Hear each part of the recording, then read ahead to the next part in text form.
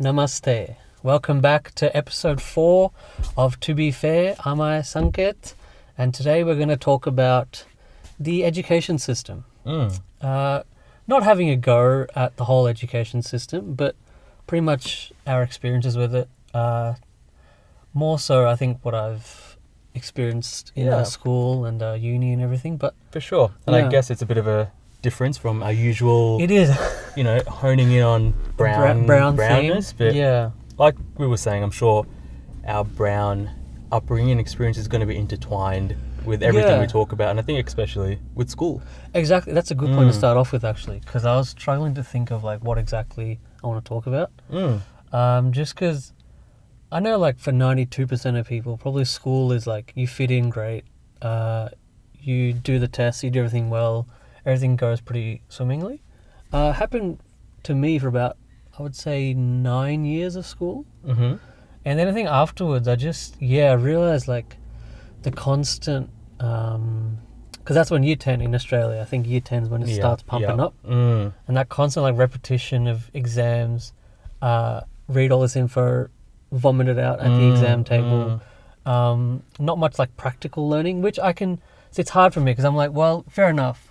You can see why, because they got 1 million students to figure out who goes where, and so exams work, but it's not for everyone. So for sure. I think particularly year 10 to 12, I was just my friends are the best part of school. Yeah. The actual work. Yeah. I'm not sure many people would actually say the work was the best part, but that's what I'm saying. Because when you said 92% of people, just a random number. Yeah, but I feel like you know what I mean? feel that probably resonates with a lot of people in terms of not finding That exams, 8%? Really helpful or conducive to learning or even saying what you learned. No, definitely not. It's hard. It's hard to have a go at the system because what are the other options, right? Yeah. It's do you just make every student be do you want to do a practical or a written exam? Okay, so is your, I guess, not necessarily issue, but is your, I guess, criticism of the school system starting from those exams and the crunch time sort of VCE? Yeah. Okay. I don't know. Maybe it was just me personally, but I knew in year 10 that I was going to struggle in the end of year 12 exams. The main ones. Yeah. I knew then because just it wasn't. Maybe it was just being lazy as well. But the way it was set up, my best subjects were English and drama usually. Both those subjects where there's not really a written answer, for science, chem, physics, bio, yeah. which ironically did a lot of science subjects in year 12. Because our parents are it's a good one to go through. Exactly. Which, looking back on it, I talked to my friend about this a while ago, and he's you are the last person I would think of to do chem, physics, and then bio for a bit as well. He's you're just not the guy. So. Yeah, for sure. Yeah, I don't know what I'm saying, but just I wish it was a bit different. No, I get that. And I think, at least for me, when you said you wanted to talk about the school system, I was thinking more just broadly, because I think just how it's structured in the system itself from, prep and primary school and how, the hours and what we're kind of told in classes. And for me, that kind of I wonder what he has to say, because I don't really think that's the best system at all. But I think also you have a point in that I'm not sure if the way it's currently set up in terms of VCE is ideal. No, it's... And I guess there's also that pressure because, you wouldn't know when you're in year 10 or 11 what you want to do really. Obviously, I guess that's the system that it is. And, I guess most people need to figure it out and be all right, I need this ATAR, but... I envy those people. I don't know how they figured it out at that young age. Sorry, I cut you off. Keep going. No. It's just, I feel this is more of a topic that I wanted to exactly. go into. But I think it's for sure. And I think when you were talking about that in terms of practical, how to actually show your knowledge. And that's funny because when, in neuropsych, when we were kind of seeing clients and stuff, we focus on strengths and weaknesses. Yeah. And I guess this is a hyperbole, but a lot of the times, if kids are non-verbal, the teachers and stuff just kind of put them to the side, being they won't handle this. But what we really need to try and teach the teachers and whoever else might be supporting them is that they might be able to actually showcase all this understanding and knowledge and really be great at it. It's just that they might not be able to stand in front of the class and present it.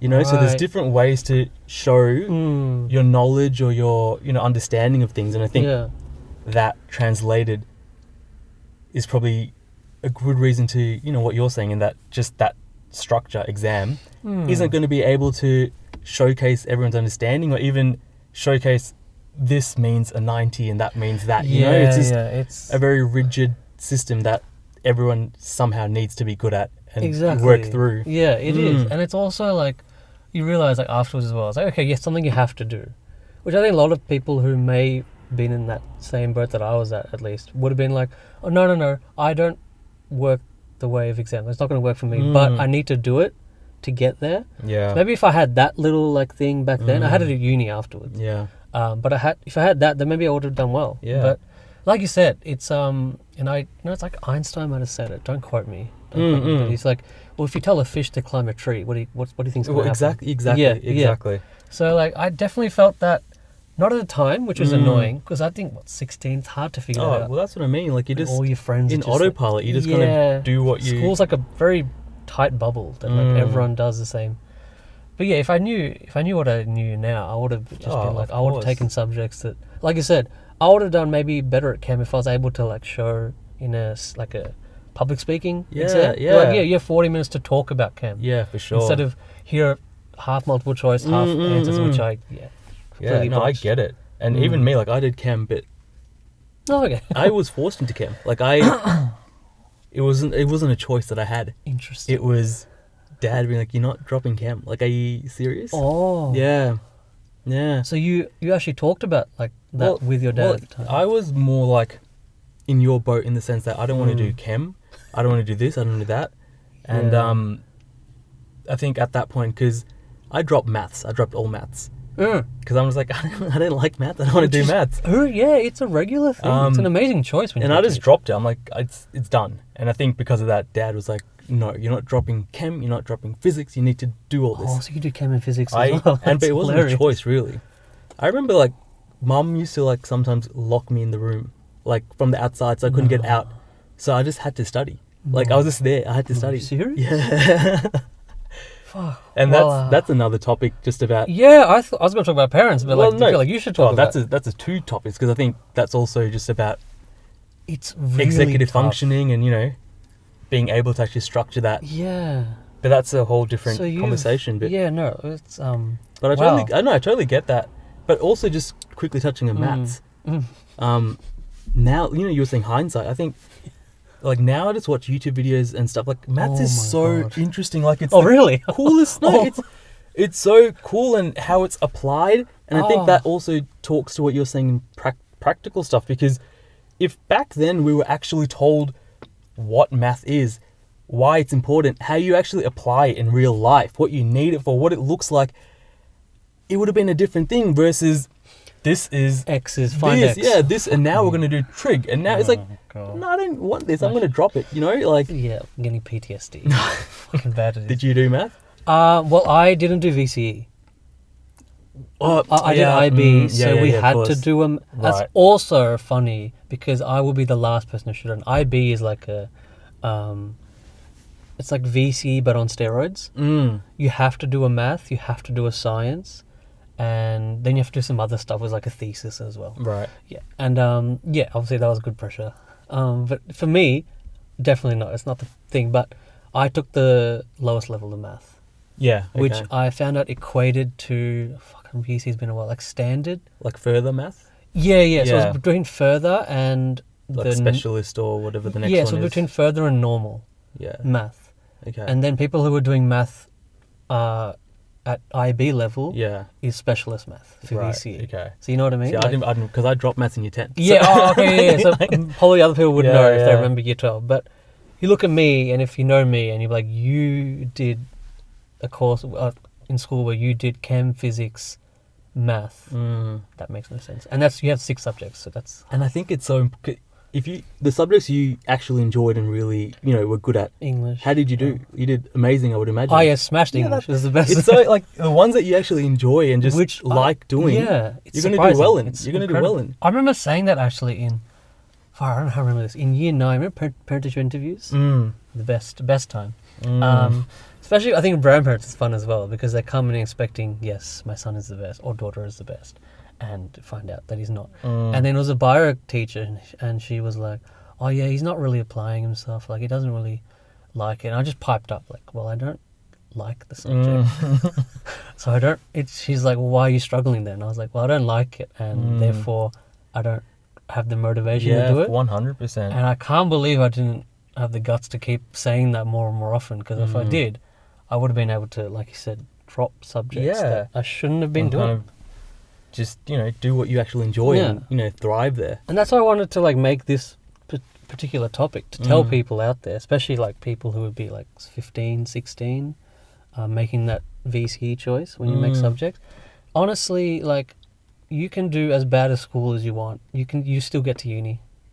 Like, I did one pathway a year, and I got to uni from that. And they, surprisingly, in job interviews, they don't ask about your year 12 you score. don't even, to be fair, in hindsight, you don't need to go uni. Like, what the hell? Yeah, sorry. That's such a scare. To be fair. That's what I said before. Right.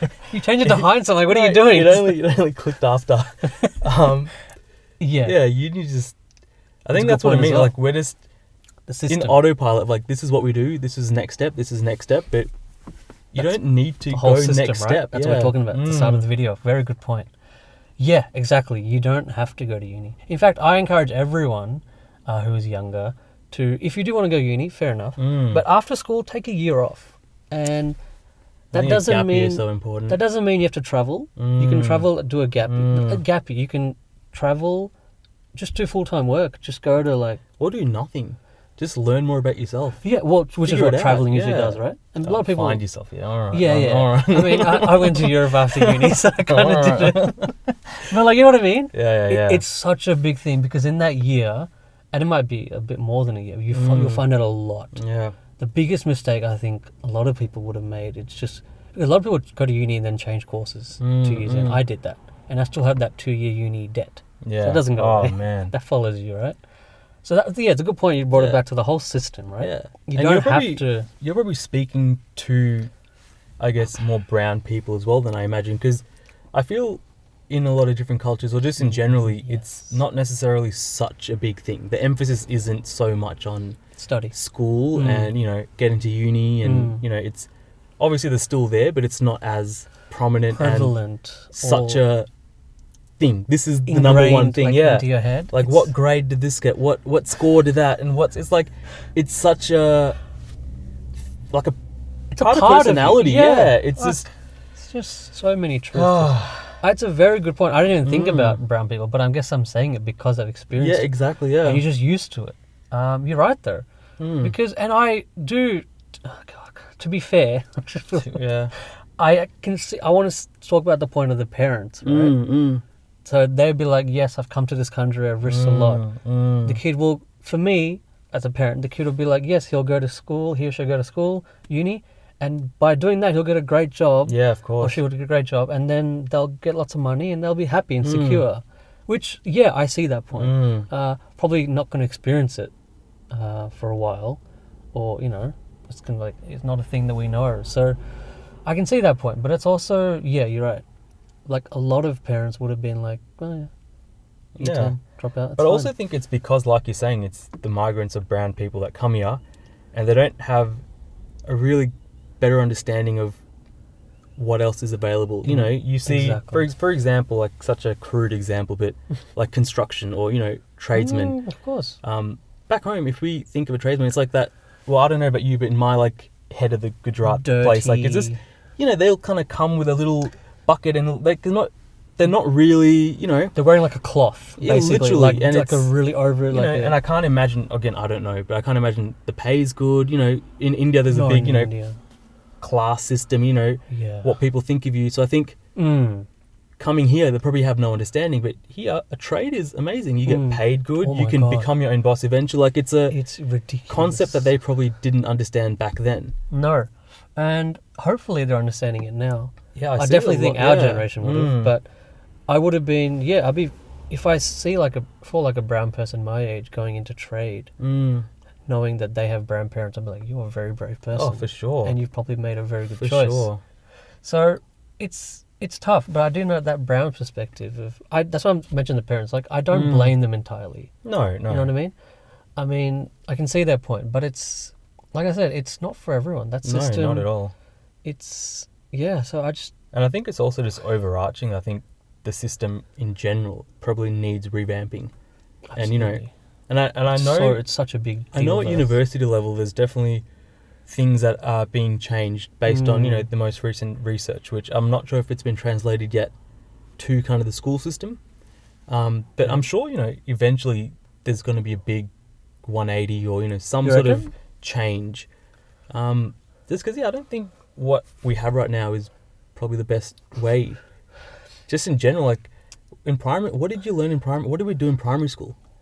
It was so much fun because they did crap. Well, and I think that's important, like socializing, but like, what do we actually do in primary school? Yeah, but like, what are you exactly meant to learn in primary school? Are you meant to learn a lot? Well, I think we should at least... It's a place where it's more for social interaction, right? Trying to get them onto a normal But then you jump into year 7 and then, like you say, in 3 years, now you have VCE and you got to figure it out. So I'm talking about more high school. Primary school, I don't have so much... I didn't feel a problem in primary school, especially the one we were at. No, but what I'm saying is you do nothing and then you enter high school. Yeah, there's no... Now there's this whole like rite of passage identity thing, but then also in a couple of years you got to figure out this VCE, HSC business, IB, and then now we're talking like you're saying, now I have to sit the exam and figure this all out. But yeah, I haven't been prepared for this. I haven't been, you know, properly provided. No. You get like a week of career counselling. Yeah, so come to your school. And it's like the 40, 50 questions. Yeah. This is what you should come be. Into this room and you'll be like, me. If I remember I would love to remember what I actually got. But yeah, you're right. I think the whole system kind of needs to be. It's just jumping from one to another. It doesn't seem like a seamless transition. And I'm not like bashing the people because you're trying to get millions of people into a system. Fair enough. Yeah. And exams looks like it's obviously the easiest way to get it done. But like a standardized way. Yeah, standardized, but I don't think it's the best. And I think you should be able to be like, well, this is not for me, break out. And maybe I just saying that because I probably should have done that or probably thought like maybe too cowardly to do. I mean, I don't want to blame the parents. Maybe it was like a Brown. Obviously, I don't say maybe it's a Brown thing. It's obviously, imagine. Yeah. I mean, their biggest worry is what are the aunties going to say, right? That's true. It's just... That's... I can try to understand that one, but it's hard, especially in this country. Especially in this country, because you come here, that whole thing of what do people say, that kind of goes... Australia, people who can walk around topless like in the beach and people don't, like, not a thing, you know what I mean? But like, no one cares. I think, though, when you even saying that, like, people don't say anything, people don't care, the wider community don't say anything, but the other aunties and uncles are probably like, oh, naked girl, this person, that, you know, and they're the ones I think that our families and brown people care about in terms of... but I don't. No, of course, but I think... But that's the thing, I think you have to like... And I only got those balls like dropped, I think a few years ago, and now she's like, you know what? I'm just going to try my own thing. But yeah, it's at school...